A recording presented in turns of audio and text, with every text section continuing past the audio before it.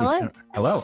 Who are you and what do you do? I'm Navishka Rao, or you can just call me Nav, Yeah. and I am currently the CTO at Spoony. Very cool. What does that mean? I write code at Spoony. Very nice. Spoony is a safe place for people with different neurodiversities and chronic illnesses to communicate with each other on a social platform. Oh, that's really cool. We advertise ourselves as kind of like a social network, but one where you feel better when you're on it. Wow. Yes. I need this. I need this in my life. What are some common executive functioning challenges that you see in your community or in your life? So it's quite varied. Obviously, like there's a general, because it's a safe place, a lot of people tend to spend a lot of the time talking about the things that they don't do. Mm-hmm. And so you hear a lot about, I didn't eat today. I didn't take a shower today. It's like the most common things that we take for granted. Yeah. And they don't do it. And then they feel really bad about not doing it. And so I think it's a lot of the stuff that I've been seeing is just focused around not taking care of themselves. Yeah. And in the process of not taking care of themselves, they're also not taking care of their work. And they're falling behind. So I guess in a very generalist thing, not really taking care of their general selves. I mean, like they're big things but small things, I guess. Like it just depends where you're at with, or what is a big task. Just depends on your experience, I guess. It does. Yeah, absolutely. It's the small spoon or a big spoon. Yeah. I think that's the way to.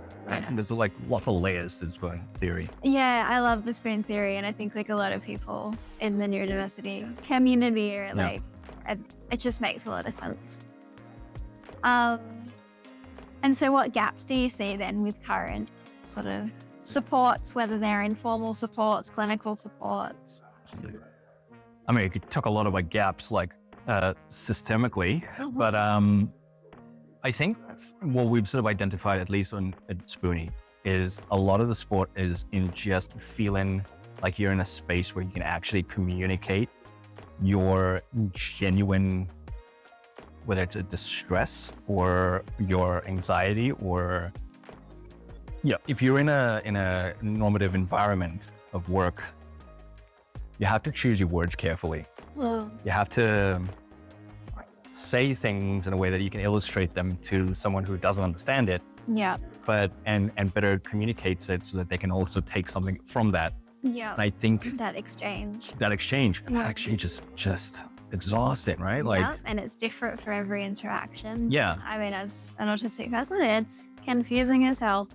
Yeah, and I have often had to discuss the differences between chronic and clinical depression and situational depression with people, and I don't really want to. Yeah. So It's a lot to carry as well, that falling on you to be the person to fly that flag. Like someone's got to do it, but it's a lot of work. So I think, because Spoony is so hyper-fixated on that environment, I think that is literally probably, I'm biased towards that communication aspect of it. Yeah. And then obviously there's, like I said, the systemic things that'll just take years and years of people. I guess going back to what you mentioned around seeing that folks are struggling with things like remembering to eat or take a shower, like what maybe gaps or solutions do we have at the moment to help with things like this? Well, it's like a million apps on the App Store. That's one way to do it. Yeah. There's so many different things that people have tried. I know for a fact that I have tried exhaustive lists. Yeah, me too. I've tried exhaustive lists in apps. I've tried exhaustive lists stuck on a wall. Yeah. I've used whiteboard paint. Okay. Really cool, by the way. Just draw on a wall is awesome. Those are some things that I have tried. I've seen a lot of people speak of their particular tools in that regard as well, like whether they have a to-do list or whether they have something along those lines, whether they have a buddy system, like accountability buddy. Yeah. So I know that, and it's but aside from talking about Spoony there, but like when I was quitting cigarettes and alcohol, I leaned on the buddy system, the accountability buddy. Yeah. And whenever I'd have a smoke or something along those lines, and I told them, it would send me a picture of a cat and say, this cat is upset with you.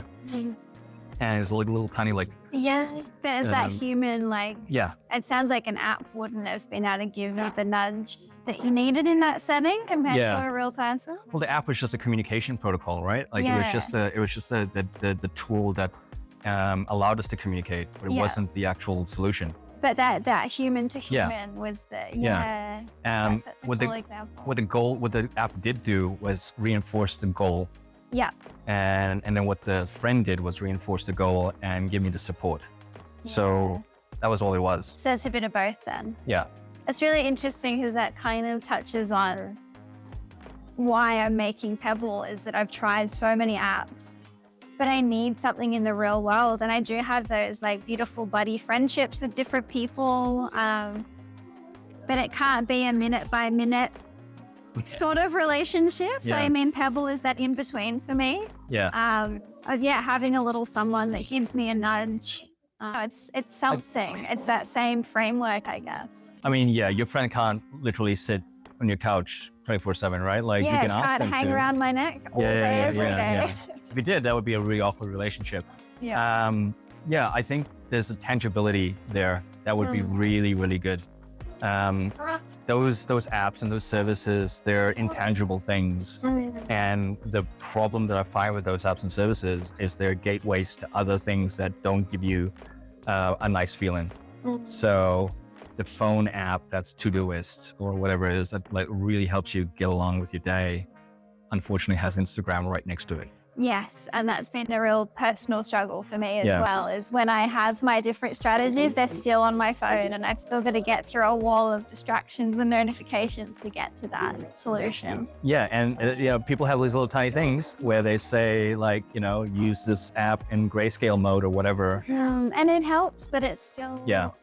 Yeah, no, I really like. So yeah, absolutely. I think what Pebbl seems to do, and obviously I haven't used it to the nth degree as you have, is that promise of a more hyper-specific, tangible tool that you can literally physically feel.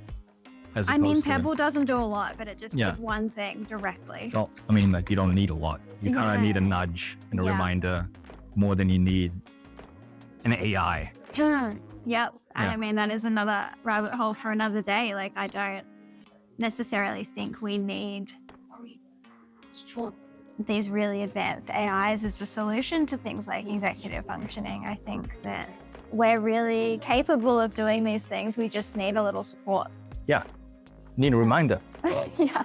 Yeah. Half the time it's just a reminder. Yeah. I guess it's good to kind of touch on that Pebbl is not trying to be a replacement for that human accountability person that you've mentioned, or it's not a replacement for a support worker or a clinician.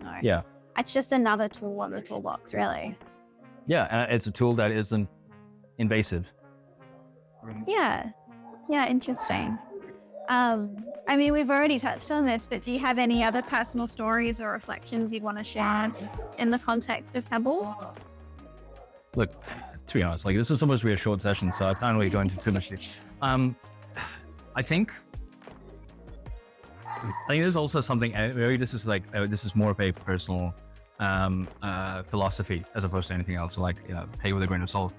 But I think us spending less time around technology is actually going to be more beneficial to us. And I understand me saying that as someone who's also working on a social media product sounds a little bit counterintuitive, but we don't talk about Spoony being the everything app. Yep. Or, it's not the app that you go to for absolutely everything. It's just a means of communication. Purpose. Yeah. That's it. Yep. We're not going to throw a whole bunch of different things at you.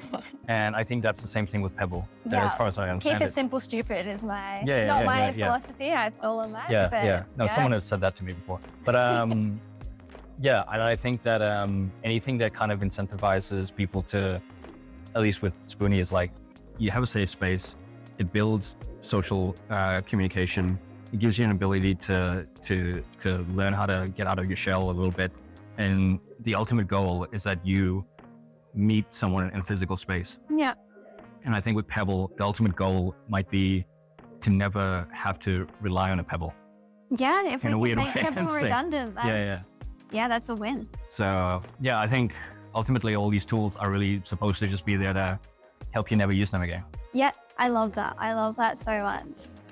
Curly question, but what are your hopes for the future of disability and mental health care? That we don't have to have these categories of apps that are, neurodiverse supported. It's rather that it's almost a default. Like universal design, almost. Yeah. That's a fancy word for like, what if we designed everything for everyone, including complex needs? Yeah. Okay. And then, we wouldn't need disability-specific apps. We wouldn't need mental health-specific apps because everything would be built for everyone. Yeah, absolutely. Or people could build their own experiences out of something and not feel like they're being pigeonholed into a certain workflow. Yeah, or even a certain label. Yeah. So like coming to maybe the software engineers that are listening or viewing would agree with this. If you have an app or a tool like Jira and you are in a company that uses it, you are effectively using whatever their defaults are. Yeah. They've got a general idea of how your company should behave and the workflow should behave, and apps do the same thing. Yeah, that's a good, I hadn't thought about it like that, but yeah. So because they have to cater to a particular thing and they have their own biases that come with it. And I think that apps, and look, as much as I will harp on about AI and things like that, AI tooling, one of the good things about it is that it kind of allows you to build your experience in a way, because you can speak to it and let it do its thing. Start to tailor things. Yeah, and I kind of... it's the good and the bad in AI, isn't it? Yeah, and I kind of like that. I like that, like, okay, I want to get a list of things. I want it in bullet points. I want it numbered. So I want it numerical. you can start to kind of hyper-personalize. So yeah, I like more context-driven, contextually driven user interfaces that don't try to force you into learning how to use a product, but the product learning. So make everything for everyone and then make everything customizable to you as an individual. Absolutely everything, and make it free. Yes, absolutely. I mean, to a degree. Yeah. As free as possible. Yeah. No, couldn't agree more. Your perspective, what's next for Pebbl? What should we be doing next? And like, did I just talk to you about that for a while? Like, there's just so many things that whether it's like cutesy sound effects or something that like that feedback feeling of like, okay, cool. So I'm on medication right now that if I miss my medication, I can get brain zaps. Yeah. Like it's a horrible feeling. And, I want to, if I do a thing, if I take my meds, I want a little tiny, like when I get close to it, and I like dopamine reward almost? Something that just ticks off with a really clever sound effect or a visualization or a beep or an LED light or whatever that says like, good job, Yeah. Not in an infantilized way, but in a kind of like, dang, you did it, Yeah. I love that. So many little things, or like even like, okay, this is like going out like left field. Could you imagine if you could see your progress in like, when you look at your to-do apps or something like that, you can say like, check this out. You just did all of these things. Just that like reflective practice. Like it kind of... Progress is hard, but... So when your worst day at work where you didn't meet your deadline or something along those lines, you get this little tiny thing like on the top of your screen that says, check out all the other things you did. Yeah. All the small wins. All the small wins. I love that. Yeah. Gotcha. So it's like, man, there's a lot of stuff to add on, but I don't know. The sky's the limit and everything's possible. So awesome. Yeah. Super nice to talk to you. Oh, thank you. Yeah. Sure.